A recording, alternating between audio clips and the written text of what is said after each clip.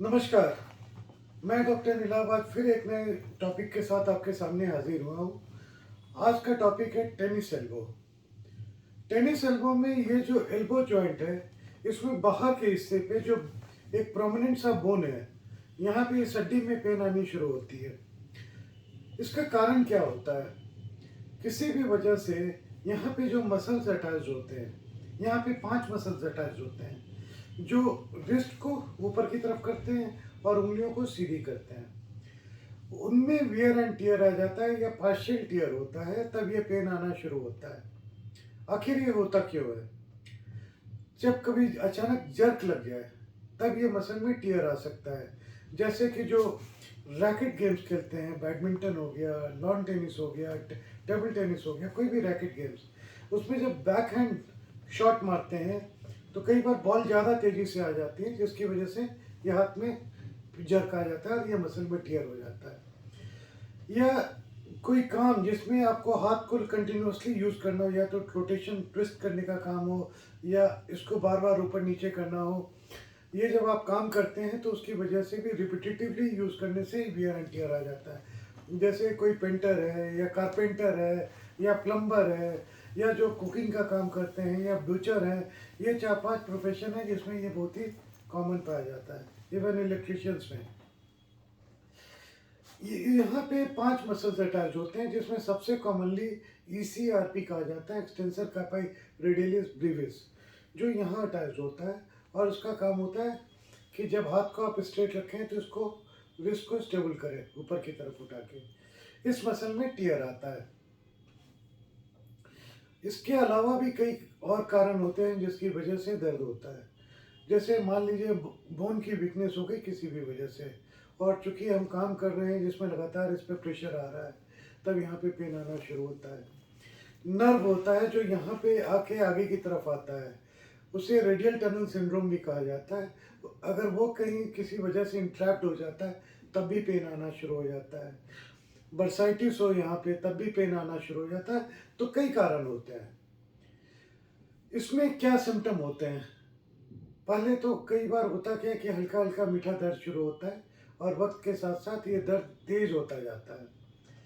कभी कभी जब ये अचानक सडन जर्क की वजह से होता है तो सडन सीवियर पेन होता है।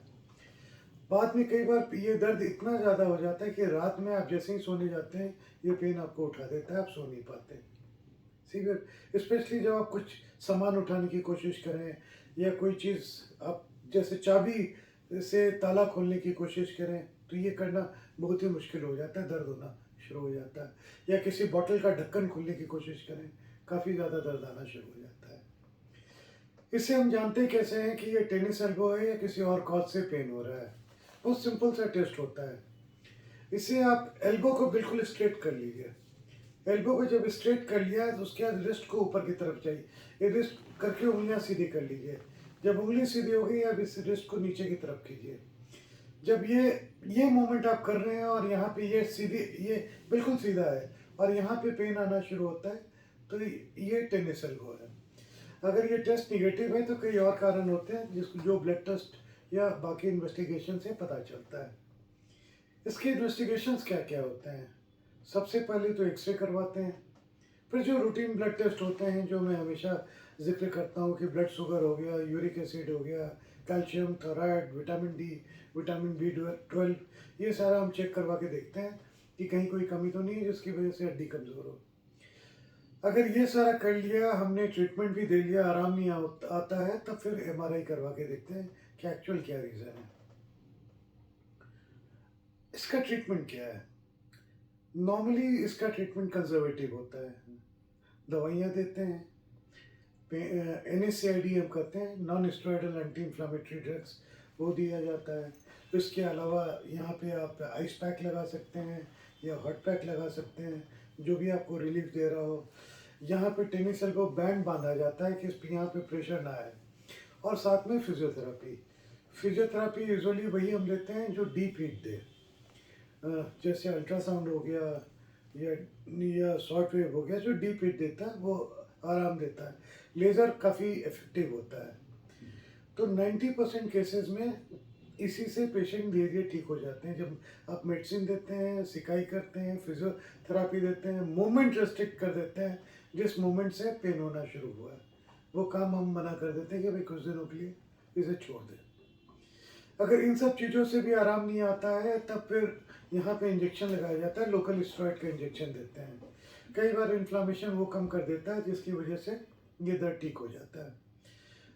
ये सारा अगर करने के बावजूद भी आराम नहीं आता है, फिर हम एमआरआई करवाते हैं, और एमआरआई करवा के अगर कहीं कुछ प्रॉब्लम नज़र आती है, जैसे ईसीआरबी का पार्शियल टियर है या कोई और प्रॉब्लम है, तो हम ऑपरेशन करते हैं। लेकिन एक चीज़ याद रखिएगा कि ऑपरेशन की ज़रूरत सिर्फ 1% पेशेंट में आती है। 99% पेशेंट दवाइयों से या इंजेक्शन से ही ठीक हो जाते हैं फिजियोथेरेपी के साथ में। टेनिस एल्बो का जो दूसरा मेडिकल नाम है वो लैटरल एपिकॉन्डिलाइटिस भी कहा जाता है। लैटरल एपिकॉन्डिलाइटिस ऑफ ह्यूमरस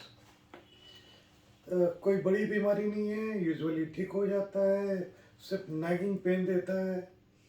अगर ये सारा आपको है तो आप ज़रूर किसी डॉक्टर से कंसल्ट करें, दिखाएं, और ये ठीक हो जाएगा। कल फिर हम चर्चा करेंगे यहीं पे एल्बो पे जो दूसरा कारण होता है पेन का, जिसे ओलिक्रेनन बर्साइटिस या स्टूडेंट एल्बो कहा जाता है। उसके साथ अगले प्रोग्राम तक के लिए मुझे इजाज़त दीजिए। नमस्कार।